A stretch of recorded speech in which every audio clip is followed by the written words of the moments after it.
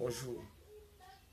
En fait, aujourd'hui, dans cette vidéo, je vais continuer avec l'histoire de mon ami qui est quitté, qui était sans abri à Yaoundé, c'est-à-dire sans domicile fixe, sans lieu où se coucher, à multimilliardaire aujourd'hui au Cameroun.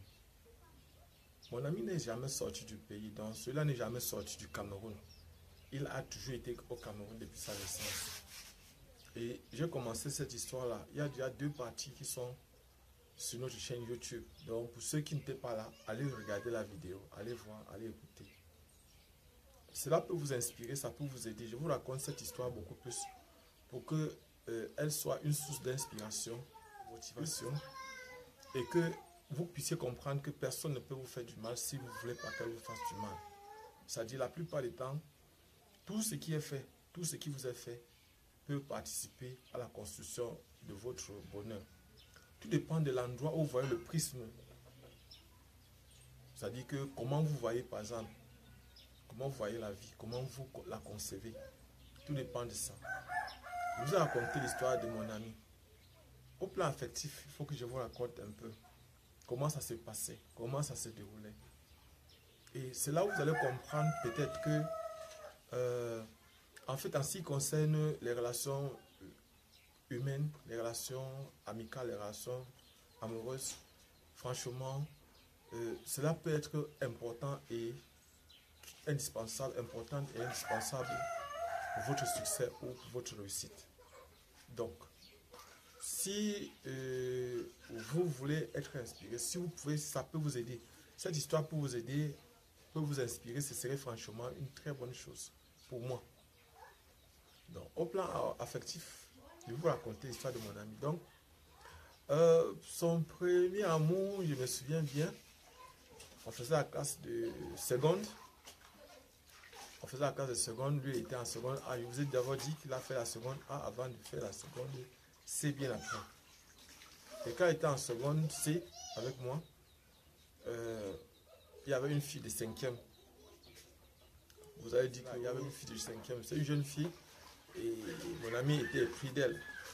Je me souviens, moi à l'époque, il avait pu vendre son bois. Il est allé à la série, donc à la série au niveau de la ville de Batouri. Et il avait coupé le bois, on avait coupé dans le bois quand j'étais son frère, on avait extrait une partie. Et quand on avait mis dans le pouce, il allait vendre. Il avait eu 400 francs, il avait acheté 2 culottes. Une pour lui et une pour sa petite amie. Et je me souviens, son premier cadeau qu'il avait offert à la fille, c'était cette culotte-là. Je ne pourrais jamais l'oublier parce que franchement, un amour innocent, un amour simple. Chaque fois que je pense à ça, c'est une histoire qui m'inspire beaucoup. Parce que mon ami, c'était quelqu'un de très courageux dans son enfance. Et puis, il était audacieux, il était vrai. Simple et vrai, direct. Et je suis sûr qu'aujourd'hui, vous allez vous poser la question, c'est de savoir, est-ce que c'est avec cette fille-là qu'il est aujourd'hui? Pour ceux qui suivent l'histoire, suivez jusqu'à la fin, vous saurez si c'est avec elle qu'il est aujourd'hui, si c'est elle qui l'a épousé. Et leur histoire, en fait, en ce qui concerne leur amour, j'étais toujours là. Parce que, vous savez, à l'époque, il n'y avait pas les téléphones portables, les téléphones Android. Donc, il y avait les téléphones fixes. Ce qui faisait que les communications étaient plus faites par poste, par la poste. Donc, il fallait envoyer une lettre. Parfois attendre 2 semaines, 3 semaines, 1 mois, 2 mois pour qu'une lettre puisse quitter de Yaoundé pour Batouri.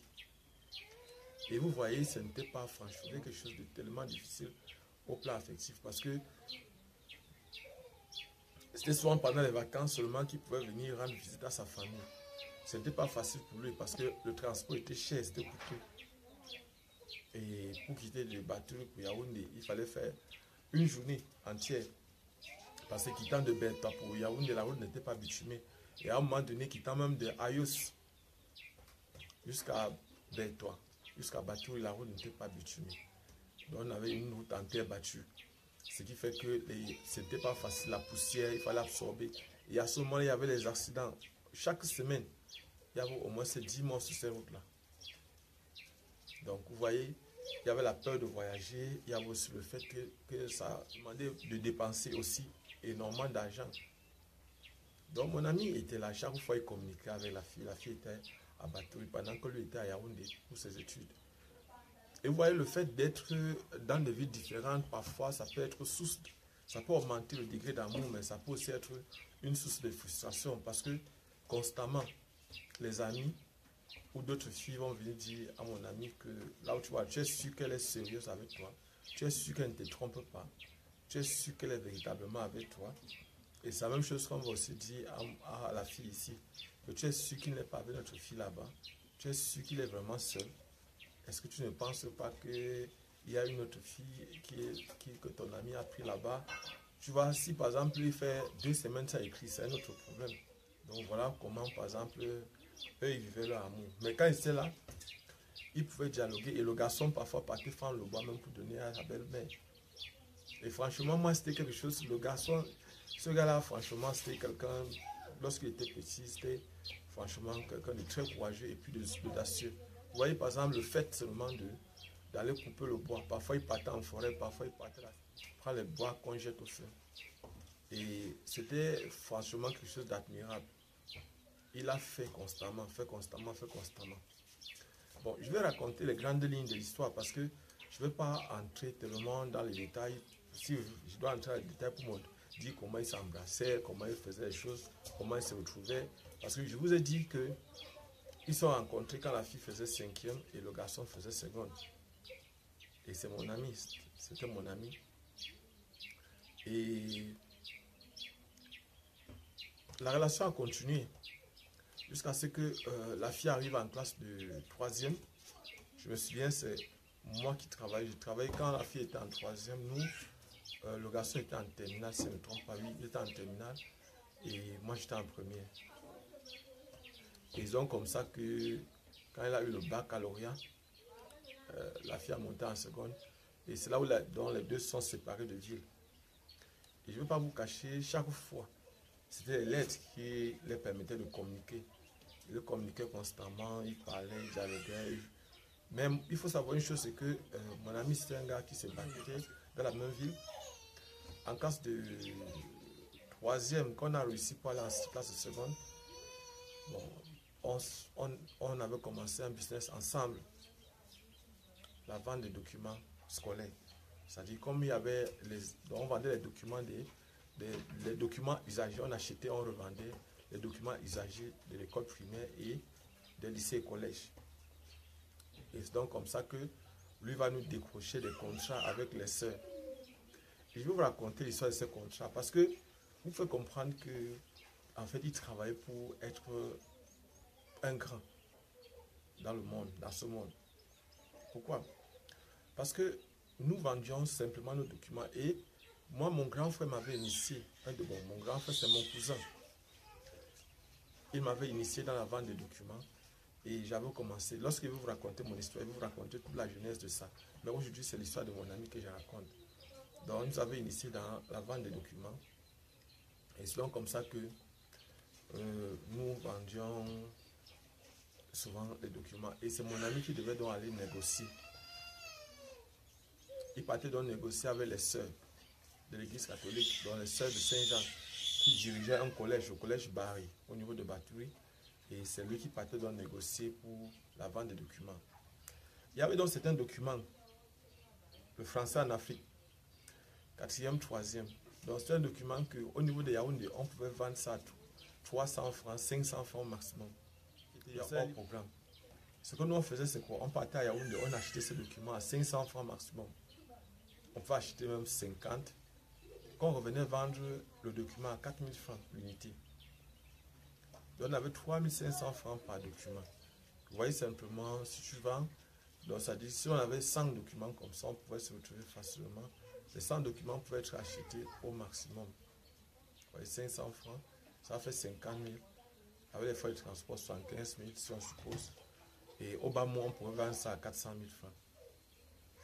Donc c'était l'une de nos plus grandes sources de revenus, la vente des documents. Donc aujourd'hui, c'était beaucoup plus au plan affectif, la relation qui existait entre mon ami et sa petite amie. Et voilà, donc je ne sais pas s'il faut que je vous raconte cette partie, parce qu'elle est très délicate. Et vous voyez, depuis, je n'ai pas cité son nom, je n'ai pas non plus cité le nom de la fille, mais ils se reconnaissent. Donc, à partir, bon, moi je raconte ce que mon ami, ce que moi j'ai comme histoire, c'est-à-dire ce que je sais de l'histoire. Mon ami a sa version, sa petite amie a sa version, et moi j'ai ma version. Donc je ne peux que raconter la version que j'ai pu confronter avec celle de mon ami et celle de sa petite amie. Parce que les deux ne voyaient pas ce problème-là de la même façon. Les deux ne voyaient pas ce problème-là de la même façon. Donc, je vais vous raconter donc ce qui s'est passé. Et mon ami, lui, se trouvant à Yaoundé, et sa petite amie se trouvant dans une autre ville, il y a donc un monsieur qui travaille à la station, service total, qui vient donc faire des avances à sa petite amie. Sa petite amie de lui dit que non, là où tu vois là, je suis déjà avec quelqu'un, je suis occupé. Et le gars lui dit que bon, comme tu es occupé, cherche-moi une fille qui est comme toi. Parce que tu vois, tu as de bonnes habitudes, tu as un bon comportement, tu es comme ça, tu es comme ça. Et donc comme ça que sa petite amie part donc chercher la petite soeur de son ami, de son gars. Et c'est comme ça que le gars va prendre ça et fait Simbinda. Et maintenant, bien après, il va revenir à la charge. Et constamment, il avait déjà habitué cette fille-là, la petite amie, avec l'argent. 5 000 par-ci, les 5 000 par-là, les 5 000 par-ci. Il l'avait habitué avec l'argent à tel point qu'elle ne pouvait plus s'en passer. Et donc, comme ça que, étant habitué à l'argent qu'on lui donnait constamment, que le type de la station, le monsieur de la station lui donnait constamment, elle ne pouvait plus s'en passer. Et c'est comme ça donc qu'il a conditionné pour finir avec elle, pour l'ambina. Je vous raconte la suite dans une prochaine vidéo. Abonnez-vous et partagez au maximum possible cette vidéo. Pour ceux qui ne me connaissent pas, je suis Job Camden. Nous avons déjà commencé avec nos répétitions, nos prépas concours. Et si vous avez besoin des informations concernant la documentation, concernant les concours, peu importe le type de concours, concours de bourses, concours nationaux, concours internationaux, nous pourrions vous donner des informations. Et nous précisons que pour notre anniversaire, notre 20e anniversaire en 2024, nous allons fêter notre 20e anniversaire pour les répétitions universitaires et pour les prépas concours. Abonnez-vous le maximum possible. Et on vous a offert quelque chose, c'est-à-dire les prépas concours annuels, les répétitions annuelles. Pour ceux qui sont en classe de terminale, abonnez-vous, abonnez-vous, abonnez-vous, abonnez-vous. On se voit dans une autre vidéo. Et d'ici quelques jours, je voudrais vous dire, je vais vous raconter, je viens de passer par le noir, par une période obscure. Je vais vous raconter ça dans une prochaine vidéo. On se voit prochainement.